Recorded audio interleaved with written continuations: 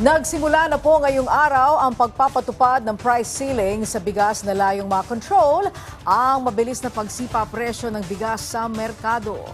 At para matiyak na nasusunod ito, nag-inspeksyon sa ilang pamilihan ang mga kinauukulang ahensya ng pamahalaan kasama ang mga LGU.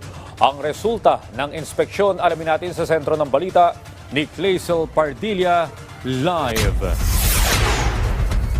Audrey, Angelique, epektibo na ngayong araw ang price ceiling sa bigas. Kaya naman ang Department of Agriculture, Department of Trade and Industry at Department of the Interior and Local Government ininspeksyon ang presyo ng bigas sa ilang palengke. Unang pinuntahan ng Agora Market sa San Juan City. Pasok sa itinakdang price cap ang presyo ng bigas dito.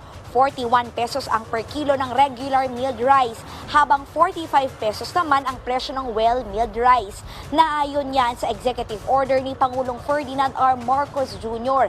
Pero nakasunod man sa price cap, daing ng ilang nagtitinda, lugi sila.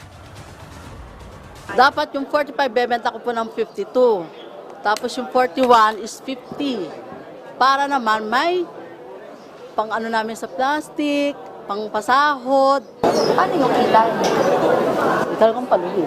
Kinausap po namin sila. Lahat naman po ay compliant. Sinigurado po natin yan sapagkat naintindihan po natin ang pangangailangan ng consumer na makabili ng bigas sa mababang presyo. In fact, yung tamang presyo na nakasaad po sa executive order ng ating Pangulo. Sa ilalim ng San Juan City Ordinance, nasa 2,000 hanggang 5,000 pesos ang multa sa lalabag sa price cap. Pakiusap ni San Juan City Mayor Francis Zamora sumunod dahil magbibigay din ng ayudang LGU sa mga rice retailer. Bukod pa ito sa makukuha nila mula sa gobyerno na ayon kay Agriculture Yusek Domingo Panganiban ay ipagkakaloob na ngayong linggo. Alam namin lugi sila.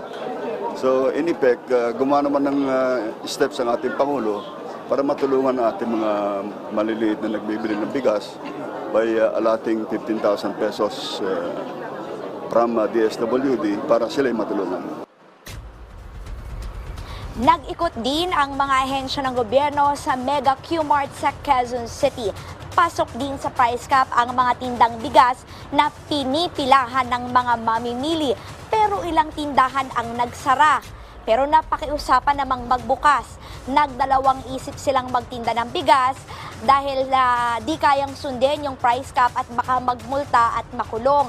Paglilinaw ng DILG Information Drive ang araw na ito at maghihigpit sila sa mga susunod na araw. Hindi raw dapat magsara lalo't kinukuha ng pamahalaan ang inventaryo ng mga tindahan ng bigas nang sa ganoon ay mabigyan sila ng tulong. Tutulong din ang Quezon City LGU at titingnan ang pansamantalang hindi paniningil ng renta.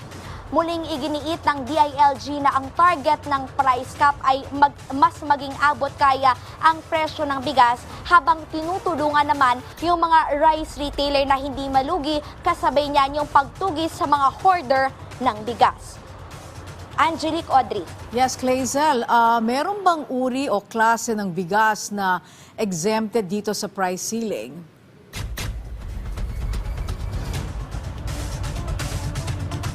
Angelique, exempted sa price ceiling na 41 hanggang 45 pesos yung mga bigas na premium rice at special rice. Ito yung nasa 5% lamang yung durog dahil magandang klase at hindi kontrolado ng gobyerno. Pero yung regular meal dapat ay hindi tataas sa 41 pesos habang yung well-milled naman dapat nasa 45 pesos lamang. Bukod sa pag-iinspeksyon, Angelique, ay nagsasagawa rin ng monitoring ang Bureau of Plant Industry para maiwasan naman yung tinatawag nila na rebagging o yung pagpapalit ng presyo o bag ng bigas. Angelique. Okay, kanina nabanggit mo na may mga tindahan na hindi nagbukas pero napakiusapang magbukas. Hindi kaya mangamba ang mga mamimili na baka tuluyang mabawasan yung supply dahil hindi magbebenta ang mga tindero-tindera dahil lugi sila, bagamat merong ang suporta na ibibigay ang DSWD.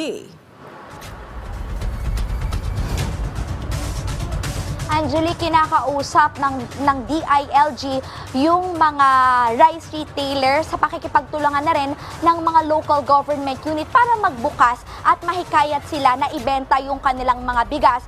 Dahil bukod nga doon sa 15,000 pesos na ipinangako ni Agriculture Yusek Domingo Panganiban na ibibigay ng DSWD, ay mayroon din namang mga ibibigay na diskwento o ayuda yung mga local government. Halimbawa dito sa Quezon City, sabi ni Quezon City Mayor Joy Belmonte, pwedeng i-waive yung kanilang renta. Samantalang sa San Juan City naman, pwede ring ayuda o financial assistance mismo yung i-extend sa mga rice retailer. At saka, Angelique, kailangan talaga magbukas para makuha yung lists ng mga rice retailer at sila yung mabigyan ng tulong ng gobyerno.